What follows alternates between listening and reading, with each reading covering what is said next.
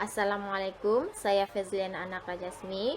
Bagi pengenalan, Kementerian Pendidikan Malaysia 2003 memberikan definisi kesusasteraan sebagai satu karya bahasa yang menyatakan pengalaman dan perasaan manusia secara kreatif. Sastera sangat signifikan kerana memberikan cerminan dan gambaran kepada leluhur dan ketamadun sesuatu bangsa. Hal ini disokong oleh Rahmat Muhammad Saleh dan Abu Hassan 2009 yang menyatakan perkembangan kesusasteraan sesuatu bangsa pada masa lampau ialah gambaran yang jelas tentang sejarah silam bangsa itu sendiri. Setiap karya sastera yang dihasilkan oleh pengarang syarat dengan isi falsafah, pemikiran, akal budi, kritikan dan sebagainya. Konsep akal budi dan pemikiran dalam karya sastra puisi Melayu tradisional. Masyarakat Melayu tradisi menerima pendidikan secara tidak formal iaitu melalui lisan secara langsung daripada keluarga dan masyarakat sekeliling. Karya-karya sastra puisi Melayu lama banyak menggunakan metafora dalam kiasan adab, adat dan nasihat kerana pendekatan malu dan ketinggian budi bahasa amat akrab diamalkan dalam ruang lingkup masyarakat Melayu tradisi.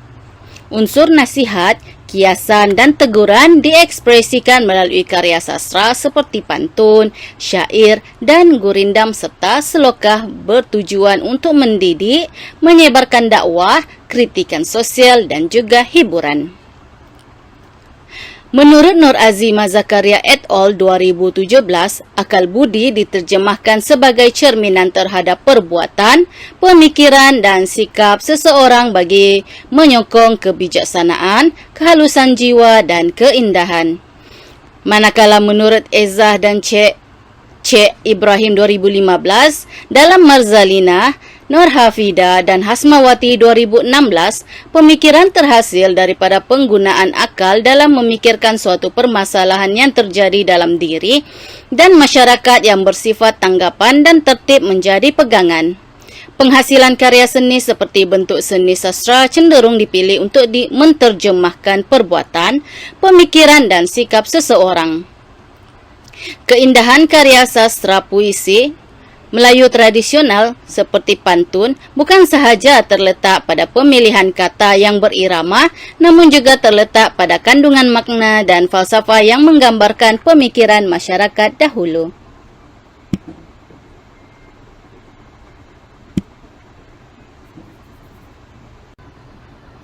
Konsep akal budi dan pemikiran dalam karya sastra puisi Melayu tradisional.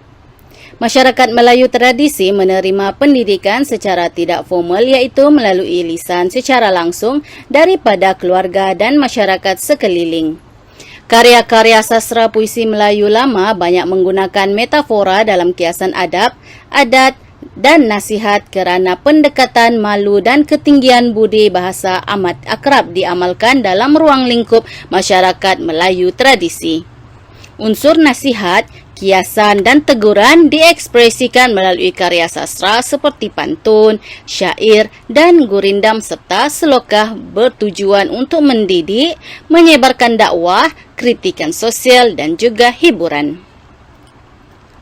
Menurut Nur Azimah Zakaria et al. 2017, akal budi diterjemahkan sebagai cerminan terhadap perbuatan, pemikiran dan sikap seseorang bagi menyokong kebijaksanaan, kehalusan jiwa dan keindahan.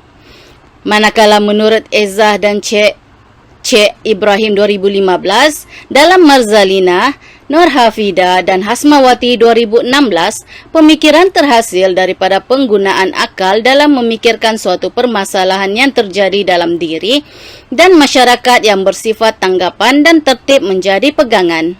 Penghasilan karya seni seperti bentuk seni sastra cenderung dipilih untuk menterjemahkan perbuatan, pemikiran dan sikap seseorang. Keindahan karya sastra puisi Melayu tradisional seperti pantun bukan sahaja terletak pada pemilihan kata yang berirama, namun juga terletak pada kandungan makna dan falsafah yang menggambarkan pemikiran masyarakat dahulu.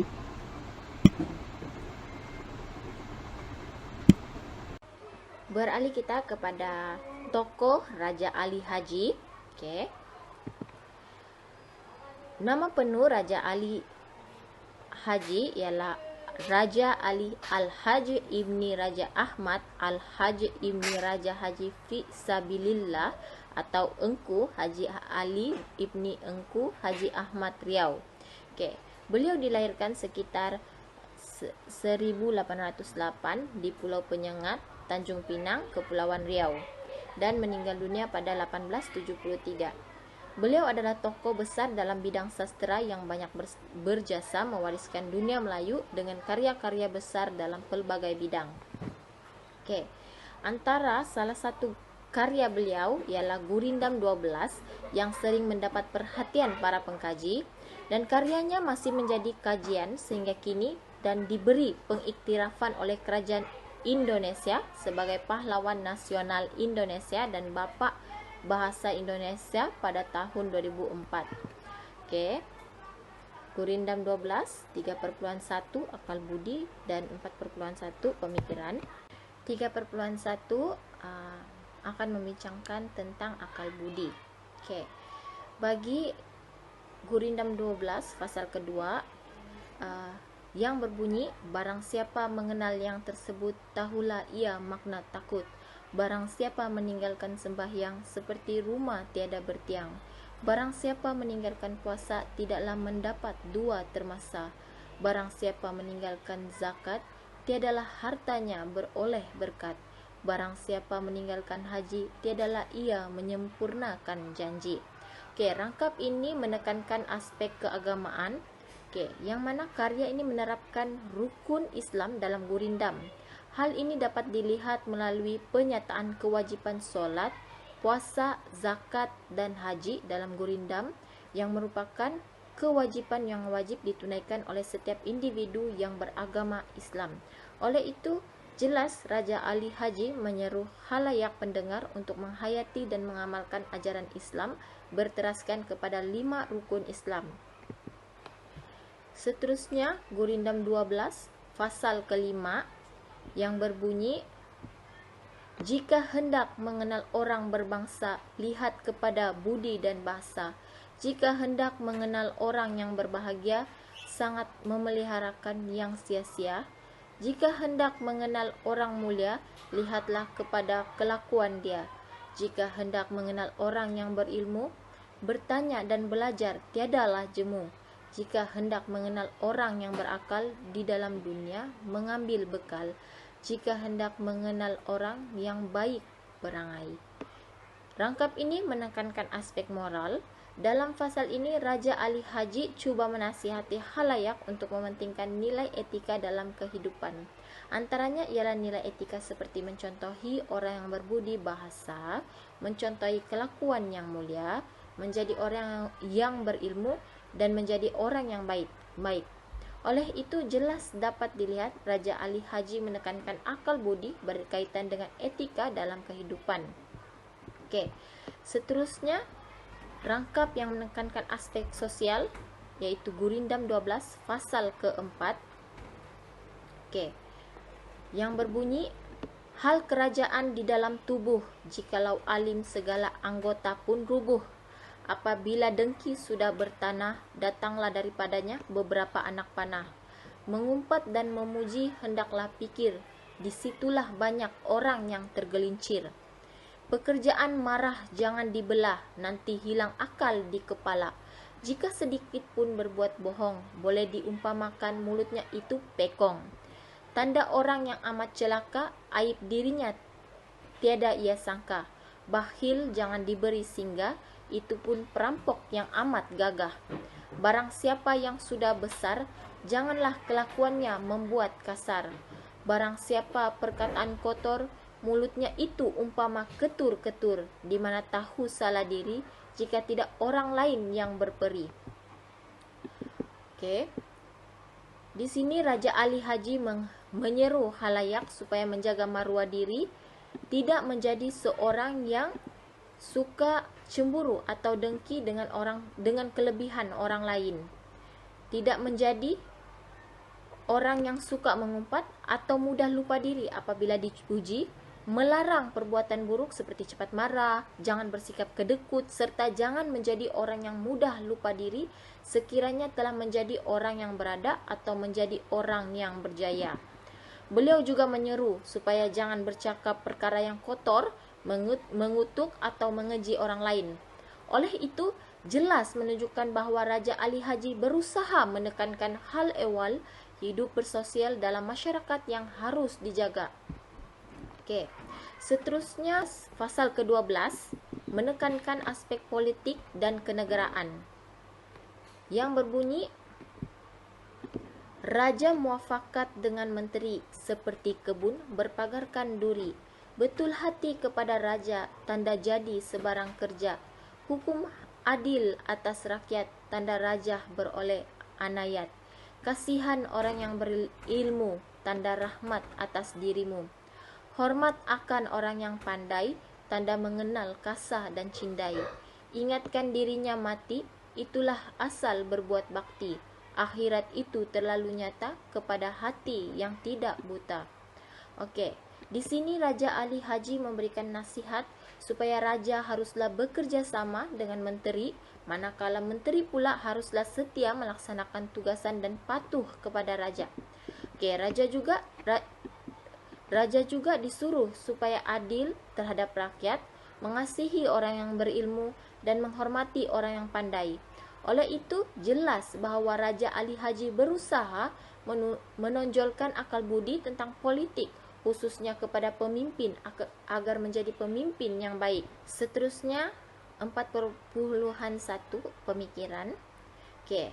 Raja Ali Haji merupakan tokoh besar yang banyak melahirkan karya-karya sastra yang syarat dengan pemikiran. Menurut Muhammad Rashid, Muhammad Idris, Abdul Rahman Napia, dan Sri Lanang Jaya Rohani 2014, pemikiran bermula dengan ide yang kemudiannya dimatangkan pengarang menjadi subjek dan kemudiannya menjadi buah pikiran yang bernas dan signifikan. Setiap pengarang mempunyai cara yang tersendiri dalam pemilihan bahan dan kemudian menjelmakan menjadi message dalam karya. Oke, hal ini boleh dilihat pada pasal pertama dan kedua yang menjelaskan mengenai kepercayaan kepada Tuhan dan agama yang dianuti. Oke, setiap individu perlu memiliki agama dalam kehidupan seharian dan orang yang tidak beragama akan sesat dalam menjalani kehidupannya. Hal ini dapat dilihat pada rangkap pertama, yaitu barang siapa tidak memegang agama, sekali-kali tidak boleh dibilang nama.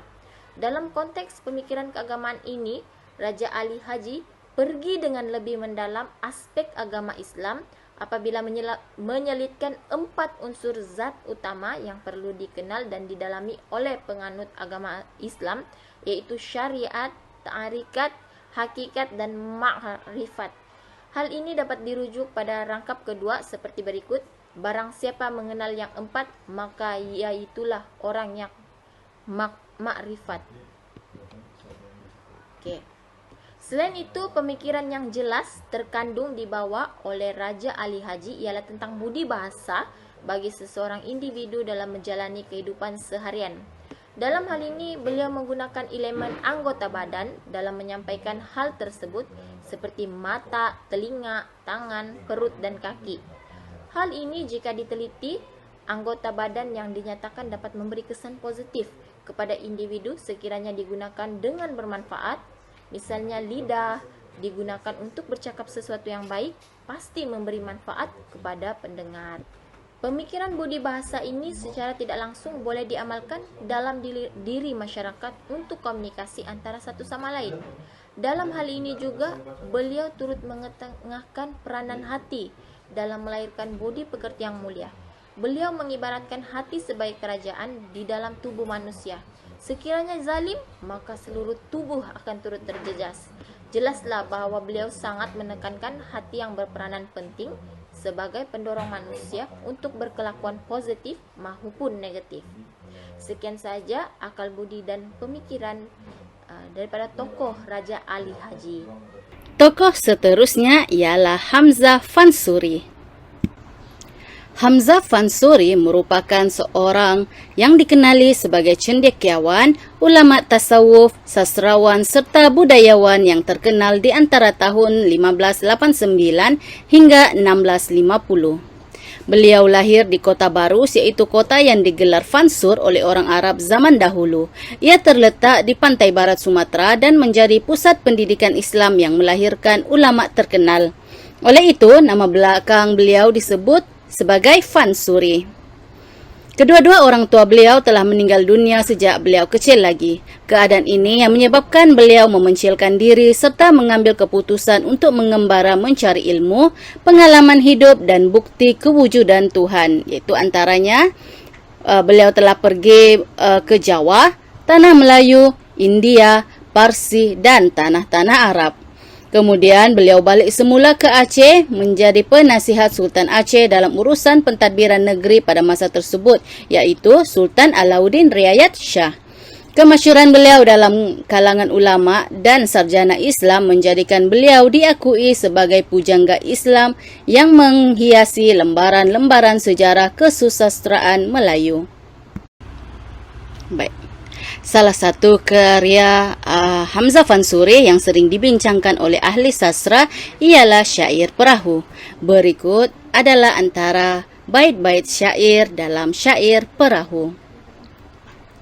Inilah gerangan suatu mada, mengarangkan syair terlalu indah, membetuli jalan tempat berpindah, di sanalah iktiga diperpeduli sudah.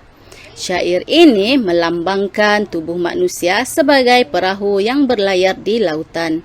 Perahu di lautan luas sebagai kiasan, rintangan dan tentangan untuk sampai ke destinasi akhir, iaitu kehidupan abadi di akhirat.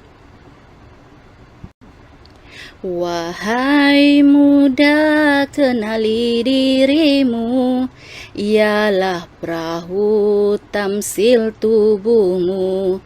Tiadalah berapa lama hidupmu, ke akhirat jua kekal diammu. Kiasan Arif Muda dalam rangkap ini merupakan kiasan pemikiran jernih, iaitu merujuk kepada orang yang menjadikan Al-Quran dan hadis sebagai panduan hidup. Namun, panduan ini akan menjadi sia-sia jika tidak mengamalkan amal ibadah yang dijelaskan di dalam Al-Quran dan hadis kerana lalai dengan keindahan dunia. Hai muda arif budiman, hasilkan kemudi dengan pedoman. Alat perahumu jua kerjakan, itulah jalan membetuli insan. Kiasan Arif Muda dalam syair ini merupakan kiasan pemikiran jernih, iaitu merujuk kepada orang yang menjadikan Al-Quran dan hadis sebagai panduan hidup. Namun, panduan ini menjadi sia-sia jika tidak mengamalkan amal ibadah yang dijelaskan di dalam Al-Quran dan hadis kerana lalai dengan keindahan dunia.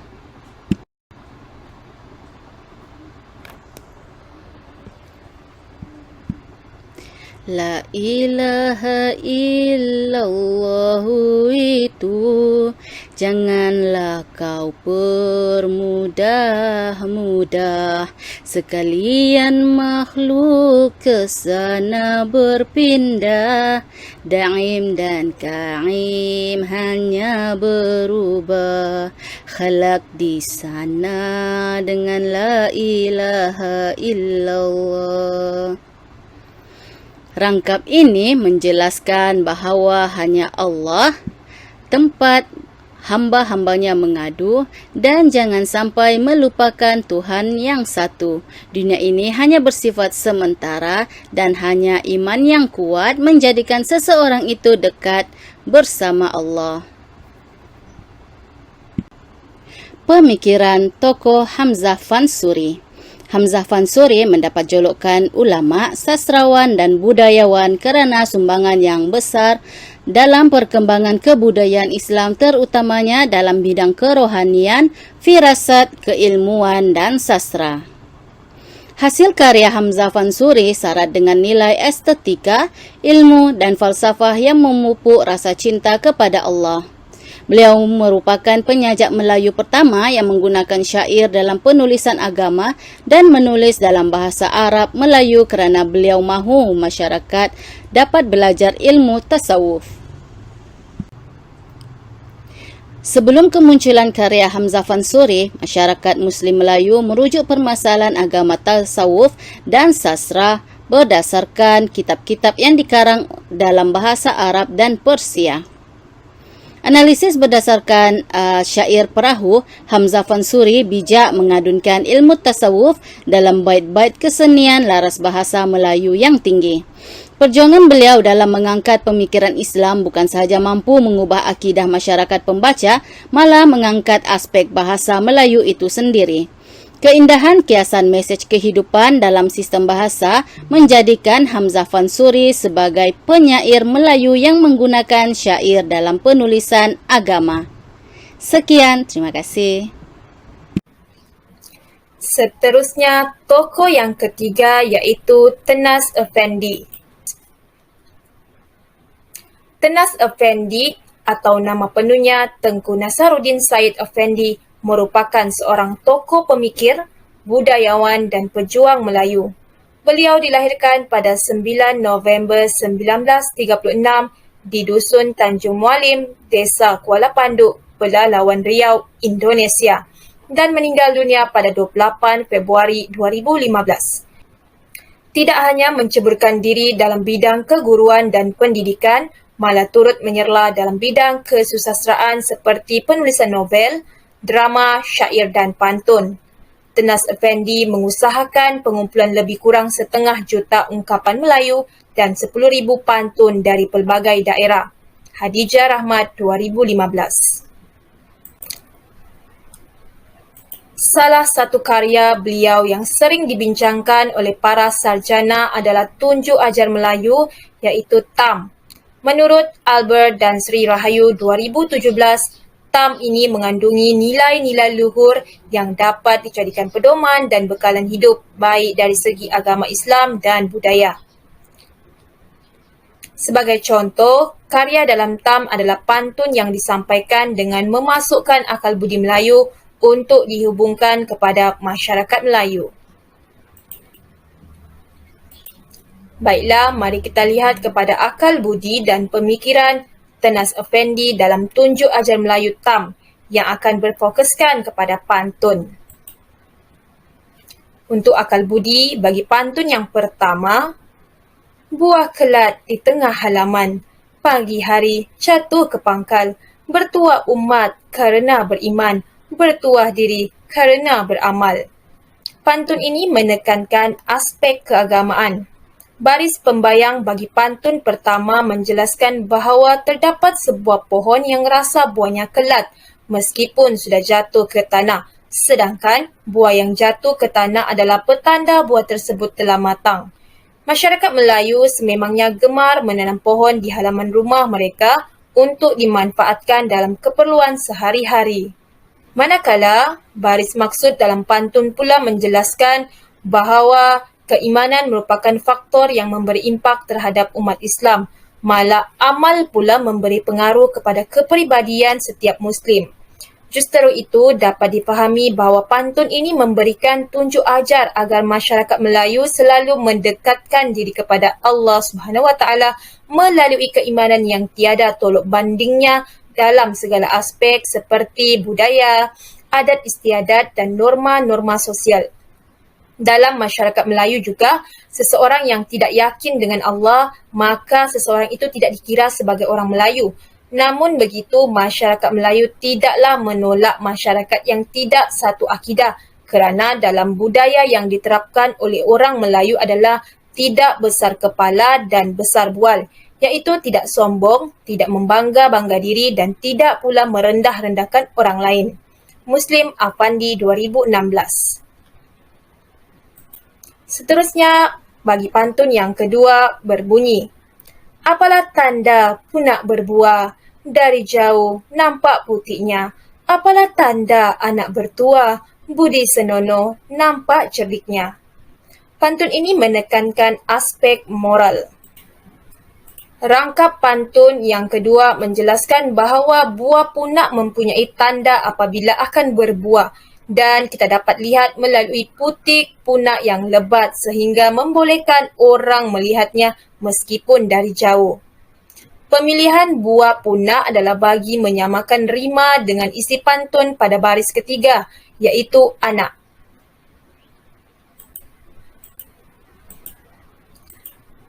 Anak menjadi sasaran dalam pantun kerana orang Melayu selalu memberikan contoh berdasarkan benda-benda yang ada di sekeliling mereka. Dengan itu, baris maksud menjelaskan bahawa ciri-ciri anak yang bertuah adalah anak yang baik budi pekerti sehingga dilihat memiliki akal yang cerdas. Jelaslah pantun ini menunjukkan orang tua-tua dulu menekankan aspek moral dan kelakuan yang baik berbanding dengan intelektual dalam diri anak-anak mereka. Menurut Nasaruddin Desa Laisman ETL 2018 juga, budi pekerti yang baik akan menjadi ukuran kepada tahap keimanan seseorang. Malah Abu Dzar berkata bahawa sesungguhnya Rasulullah SAW bersabda, tidak ada sesuatu yang lebih berat dalam timbangan amal seseorang mukmin pada hari kiamat nanti daripada akhlak terpuji. Sesungguhnya Allah benci terhadap orang yang berkata kotor dan berbuat jahat. Seterusnya untuk pantun yang ketiga berbunyi, kelapa gading buahnya banyak, lebat berjurai di pangkal pelepah. Bila berunding sesama bijak, kusut selesai, sengketa pun sudah. Pantun ini menekankan aspek sosial. Pembayang bagi pantun ketiga, masyarakat Melayu dianjurkan hidup dengan memperkukuhkan hubungan persaudaraan seperti kelapa gading. Kelapa gading memiliki buah yang banyak dan tumbuh lebat sehingga berumbai-rumbai. Manakala bagi baris maksud pula, masyarakat Melayu dinasihatkan untuk berbincang atau bermusyawarah dengan bijak bagi memperbaiki hubungan dan menamatkan perselisihan yang berlaku. Umum mengetahui dalam setiap perhubungan pasti ada pasang surutnya, maka tidak heranlah sekiranya timbul masalah-masalah yang menyebabkan permusuhan dan pertikaian, tidak kiralah sesama rakan, jiran dan keluarga. Justru itu, penyelesaian masalah yang berhikmah perlu digunapakai untuk meleraikan permusuhan yang terjadi. Hal ini kerana menurut Syarizal Nasir 2021, meskipun musyawarah ini tidaklah dapat menemui penyelesaian paling praktikal, namun perbincangan secara kolektif ini menghampiri keputusan yang paling baik. Jelaslah pantun ini mengajarkan masyarakat untuk mencipta hubungan yang harmoni melalui pengendalian masalah secara baik seperti musyawarah. Seterusnya, pantun yang terakhir berbunyi, pucuk putat warnanya merah, bila dikirai terbang melayang. Duduk muafakat mengandung tua, sengketa usai, dendam pun hilang. Pantun terakhir ini menekankan aspek budaya, di mana maksud pembayang pantun yang terakhir adalah jika persatuan di antara masyarakat itu lemah, maka masyarakat itu akan mudah berpecah dan bermusuh. Baris seterusnya pula membawa maksud bahawa setiap persengketaan dan perselisihan yang terjadi dalam masyarakat dapat diselesaikan dengan muafakat. Seterusnya, muafakat ini memberi peluang kepada masyarakat untuk bersepakat bersama lalu menghilangkan rasa benci dan dendam dalam kalangan orang yang berselisih faham. Menteri Kerja Raya Datuk Seri Fadilah Yusof dalam Rusnan Mustafa 2016 menjelaskan tanpa permuafakatan menyebabkan perpaduan yang telah lama terjalin dalam kalangan masyarakat boleh terhakis. Dengan demikian, pantun hasil karya Tenas Effendi ini mendidik masyarakat Melayu untuk terus menanam semangat muafakat kerana bersatu kita teguh, bercerai kita roboh. Seterusnya, untuk aspek pemikiran Tenas Effendi dalam TAM. Menerusi analisis karya berupa pantun tadi, pemikiran Tenas Effendi dapat dilihat dari sudut pandang pemikiran Barat, namun lebih cenderung kepada pemikiran Islam. Hakikatnya Islam merupakan agama yang sempurna bagi orang Melayu. Maka nilai budaya dan norma-norma sosial yang diamalkan oleh orang Melayu wajib berpandukan ajaran Islam. Pemikiran ini memasukkan unsur-unsur kerohanian seperti sifat tahu asal mula jadi, tahu berpegang pada yang satu, sifat tahu membalas budi, sifat tahu bertegangan, mati berpegangan dan sebagainya. Juga bersumberkan daripada nilai-nilai asas budaya Melayu Riau dan nilai-nilai luhur budaya Melayu. Griven Harriet Putra 2020. Dengan itu, TAM dilihat penting bagi masyarakat Melayu kerana dapat digunakan sebagai tunjuk ajar dalam kehidupan sehari-hari, kemudian diwariskan juga secara turun-temurun kepada generasi muda. Sebagai contoh, nasihat dari aspek moral dalam TAM termasuklah pesanan amanah kepada guru, orang tua-tua, anak-anak dan pemimpin. Kesimpulan. Berdasarkan hasil analisis yang dijalankan terhadap akal, budi dan pemikiran Raja Ali, Hamzah Fansuri dan Tenas Effendi, karya-karya yang dihasilkan bukan sahaja menggunakan bahasa-bahasa yang indah dan puitis, malah syarat dengan nilai keagamaan dan budaya. Kebijaksanaan ketiga-tiga tokoh ini ditransformasikan dalam bentuk penulisan untuk menyampaikan ilmu dan nasihat yang berguna sebagai pedoman dan pengajaran.